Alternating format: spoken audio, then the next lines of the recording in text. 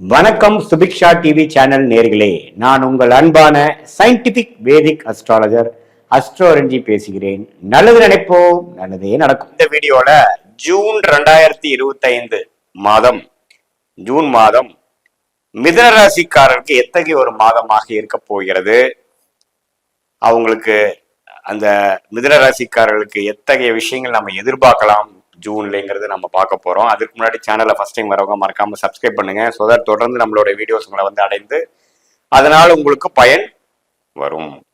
இப்ப பாத்தீங்கன்னா ஜூன் 2025 பிறக்கும் பொழுதே பாத்தீங்கன்னா முப்பெரும் பயிற்சி நடந்து முடிவாகிறது. ஒரு குறிப்பிட்ட ஒரு 2-3 மாசத்துக்கு முன்னாடியே மார்ச் 29, 2025 சனி பயிற்சி ஆகிறது. அதுவும் ஒரு அருமையான பயிற்சியாக மிதுனராசிக்காரருக்கு உண்டு. ஆனாலும் அதோட உணர்வை பெற முடியாமல், ஏன்னா குரு 12ஆம் இடத்திலேயே இருந்து மே 14ஆம் தேதி குரு ராசிக்குள்ள வந்ததுல இருந்து ஒரு நல்ல தினமான ஒரு மைண்டு, ஒரு ஆரோக்கியமான ஒரு எண்ணங்கள், இதுவரை ஒரு எண்ணங்கள் அலைப்பாய் கொண்டிருந்த மிதுன ராசிக்காரர்களுக்கு சற்று ஒரு உண்மையில நம்ம என்ன செய்யணும், எப்படி செய்யணும், எப்படி ஜெயிக்கலாம், நம்ம எந்த விஷயத்துல தப்பு பண்ணிட்டோம், அது எல்லாம் தெரியக்கூடிய ஒரு அருமையான ஒரு சுபகிரகமாகிய குருவே ராசிக்குள்ள வந்து ஜாதகருக்கு கொடுத்து, அந்த எண்ணத்தை கொடுத்து, அந்த தெளிவை கொடுத்து, நல்வழியில் வழி நடத்த போகக்கூடிய ஒரு குரு வந்து ராசிக்குள்ளேயே வருவது, ஜூன் மாதம் பிறக்கும் பொழுதே அந்த குரு உள்ள வருவது ஒரு அருமையான ஆரம்பத்தை கொடுக்குதுங்க ஜூன் மாதம்.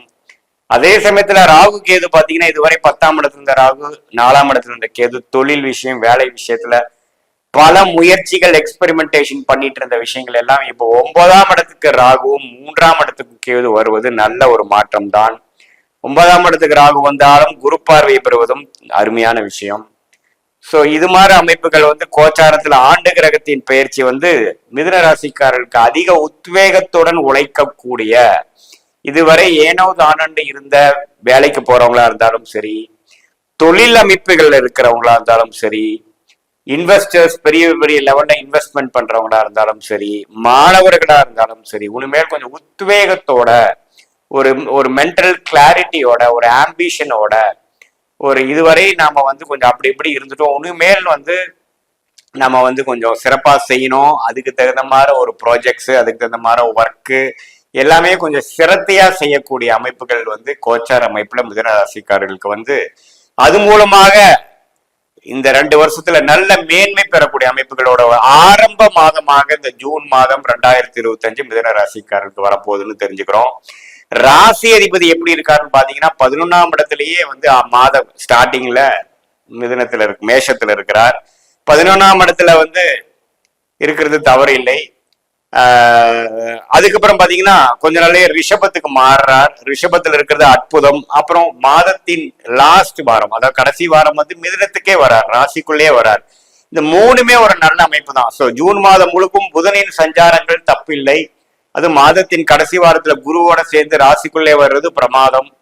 அதே சமயத்துல ராஜோகாதிபதி சுக்கிரனும் பாத்தீங்கன்னா மேஷத்திலே மாதம் முழுவதும் இருந்து கடைசி நாள் வந்து ரிஷபத்துக்கு வராரு, அதுவும் அற்புதம். செவ்வாய் 2ஆம் இடத்துல இருந்து கடகத்துல நீச்சமா இருந்து மாதத்தின் 2வது வாரமே வந்து 3ஆம் இடம் என்று சொல்லப்படுகிற நட்பு ஸ்தானத்துக்கு, நட்பு வீட்டுக்கு, சிம்மத்துக்கு மாறுறாரு, அதுவும் நல்ல விஷயம். சுக்கிரன், புதன், செவ்வாய் எல்லாமே பரவாயில்லை. சூரியன் பாத்தீங்கன்னா மாதத்தின் மிடில் ஒரு ஜூன் 16ஆம் தேதி பாத்தீங்கன்னா ரிஷபத்துல இருந்த சூரியன் மிதுனத்துக்குள்ளேயே ராசிக்குள்ளேயே வரார், குருவோட சேர்றார். புதனும் அங்க மாதத்தின் இறுதியில சேரும் பொழுது அந்த முக்கூட்டு கிரகங்கள் நல்ல ஒரு அமைப்பை கொடுக்குதுங்க. சோ இது வந்து என்ன தெரியுதுன்னா, நல்லாவே ஒரு முயற்சி எடுத்து அவங்களுடைய மிதுனராசிக்காரர்கள் போன ஒரு இடமாக செய்த விரயங்கள், போன வருஷம் ஒரு வருஷம் பாத்தீங்கன்னா மிதுன ராசிகளுக்கு விரயமோ விரயம். ஏன்னா குரு 12ஆம் இடத்துல இருந்து 6, 8 பார்த்து கடன் தொல்லை, விரயங்கள், ஈஸியா கடனை பெற்று, எதிர்பார்க்காத கடனை பெற்று அதை எப்படி அடைக்க போறோம்னு தெரியாம இருக்கக்கூடிய மிதுனராசிக்காரர்கள், குடுக்கல் வாங்கல்ல வந்து நிறைய சிக்கல்கள், அது மாதிரி விஷயங்கள்லாம் நடந்து கொண்டு இருந்த மிதுனராசிக்காரர்களுக்கு இப்போ முதல் கடனை அடைக்கக்கூடிய வழி, முதல் செலவை நிறுத்தக்கூடிய வழி, அடுத்தடுத்து எப்படி அதை வந்து மீண்டு வரப்போறோங்கிற மாதிரி உத்வேகத்தை கொடுக்கக்கூடிய, வழியை கொடுக்கக்கூடிய, அதை செயல்படுத்தக்கூடிய ஒரு அற்புதமான ஸ்டார்டிங் பாயிண்டா வந்து ஜூன் 2025 மிதுன ராசிக்காரனுக்கு வருகிறது. மாணவர்களுக்கும் பாத்தீங்கன்னா நல்ல உத்வேகத்தோட படிக்கிறது, என்ன படிக்கணுங்கிறது இது வரைக்கும் கிளாரிட்டி இல்லாம இருக்கிறவங்களுக்கு இப்போ நல்லாவே ஒரு கிளாரிட்டி பெற்று இதுதான் நம்ம பண்ணணும், இதுதான் நமக்கு உகந்தது, இதுதான் ஹையர் ஸ்டடிஸ் நம்ம பண்ண போறோம். அதே மாதிரி காம்படிட்டிவ் எக்ஸாம்ஸ் எழுதுறவங்க, அரசு உத்தியோகத்துக்கு ட்ரை பண்றவங்களுக்குலாம் பாத்தீங்கன்னா ஒரு நல்ல கிளாரிட்டியும் ஒரு நல்ல ஒரு திடமான ஒரு ஒரு ஒரு எண்ண ஓட்டங்களும் அது மாதிரிங்கிற ஒரு படிப்பு விஷயத்துல ஒரு நல்ல ஒரு கான்ஃபிடன்ஸும் கிடைக்கக்கூடிய ஒரு அற்புதமான ஒரு மாதமாக இருக்குங்க. கலைத்துறையில ஐடி துறையில இருக்கிறவங்களுக்குலாம் நல்ல பிரமாதமான வளர்ச்சிகள் இந்த மாதம் நம்ம பார்க்கலாம். ஸோ இந்த குரு பயிற்சி, சனி பயிற்சி, ராகுகேது பயிற்சிக்கு அப்புறம் ஒரு நல்ல பலனை கொடுக்கக்கூடிய முதல் மாதமாக ஜூன் 2025 வந்து மிதுன ராசிக்காரர்களுக்கு வருகிறது.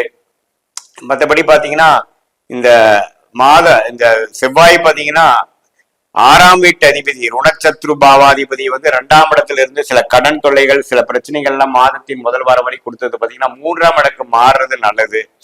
ஸோ கொஞ்சம் அரசியல் விஷயங்கள், லாபங்கள், அது மாதிரி சில விஷயங்கள்லாம் பெறக்கூடிய அமைப்புகள் கண்டிப்பாக உண்டு. ஸோ கோச்சார அமைப்புல ஆண்டு கிரகமும் நன்றாக இருக்கிறது, மாத கிரகமும் பாத்தீங்கன்னா ஓரளவுக்கு நல்ல சஞ்சாரம் பெற்றிருக்கிறதுனால, ராசி அதிபதியே ஒரு அற்புதமான இடத்துல இருக்கிறதுனால, சனி செவ்வாயோட தாக்கத்தில் இல்லாதனால பாத்தீங்கன்னா இதுவரை கடந்த 4-5 மாசமாக இந்த ஜனவரி 2025 நியூ இயர்ல இருந்தே மிதுன ராசிக்காரர்களுக்கு நிறைய விரயங்கள், பிரச்சனைகள் அது மாதிரி வந்துட்டு இருந்ததெல்லாம் படிப்படியா நீங்கி அடுத்தடுத்து கொஞ்சம் இம்ப்ரூவ்மெண்ட்டை நோக்கி பண விஷயமா இருந்தாலும் சரி, படிப்பு விஷயமா இருந்தாலும் சரி, கடன் அடைத்தல் விஷயமா இருந்தாலும் சரி, உடல்நல விஷயமா இருந்தாலும் சரி, கொஞ்சம் சாதகமான ஒரு விஷயங்கள் கொடுக்கும். ஏன்னா நிறைய பேர் சொல்லுவாங்க குரு ராசிக்குள்ள வந்துட்டா ஜென்ம குரு ஆகாதுன்னு சொல்லுவாங்க.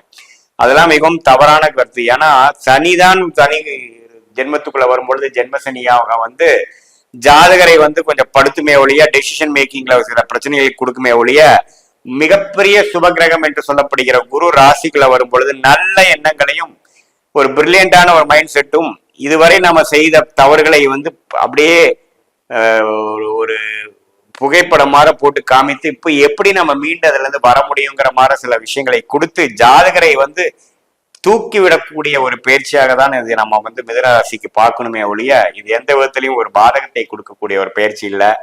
குடும்ப வாழ்க்கையை எதிர்பார்த்துட்டு இருக்கிறவங்க, கல்யாணம் ஆகாம இருக்கிறவங்களுக்குலாம் அந்த குரு வந்து ராசிக்குள்ள வந்து 7ஆம் வீட்டை பார்த்து தன் வீட்டை தன்னை பார்த்து உடனே கல்யாணம் நடக்கிறது, பல வருஷமாக வெயிட் பண்ணிட்டு இருந்து நடக்குது, காதல் கை கூடக்கூடிய விஷயங்கள், கல்யாணமாக முடியக்கூடிய விஷயங்கள், குழந்தை பேரு இல்லாமல் தவிக்கிறவங்களுக்கு ஒரு குழந்தை பேரு வருது, ஏன்னா 5ஆம் வீட்டை பார்க்கிறாரு பாருங்க. இது மாதிரி நல்ல பல சுப விஷயங்கள் நடக்கக்கூடிய ஒரு அற்புதமான ஒரு காலகட்டமாக ஜூன் 2025 குறிப்பா அடுத்த வாழ்க்கையில உயரக்கூடிய அமைப்புக்கு ஒரு ஆரம்ப கட்ட ஒரு மாதமாக ஜூன் 2025 மிதுன ராசிக்காரர்களுக்கு இருக்குங்கிறது தெரிஞ்சுக்கணும். இது வந்து ஒரு பொதுவான ஒரு கருத்து தான் ஒழிய, உங்களுடைய ஜென்ம ஜாதகத்துல உங்களுடைய கிரகங்கள் எப்படி இருக்குது, எந்த நேரத்துல எந்த தேதியில பிறந்தீங்க, எந்த லக்னத்துல பிறந்தீங்க, அந்த லக்னாதிபதி எப்படி இருக்கிறார், தசை என்ன நசை நடந்துட்டு இருக்குது, என்ன புக்தி நடந்துட்டு இருக்குது, அதோட கோச்சார அமைப்புகள்லாம் நம்ம சொன்னதோட மிக்ஸ் பண்ணி பார்க்கும் பொழுது துல்லியமான பலன்கள், உங்களுடைய எதிர்காலம் எப்படி இருக்க போகுது, அடுத்த 3-4 மாதங்கள் எப்படி இருக்க போகுது, அடுத்த 1-2 வருடங்கள் எப்படி இருக்க போகுதுங்கிறது நம்ம தெரிந்து அதுக்கு தக்க நம்மளுடைய முடிவுகளை எடுக்குமே ஆனால் கண்டிப்பா வாழ்க்கையில வந்து நம்ம வெற்றி பெற முடியுங்கிறது நம்ம சயின்டிபிக் வேதிக் அஸ்ட்ராலஜி மூலமா பயன் பெற முடியுங்கிறத நீங்க தெரிஞ்சுக்கணும். மீண்டும் மற்றொரு காணொலியில் சந்திப்போம். நன்றி, வணக்கம்.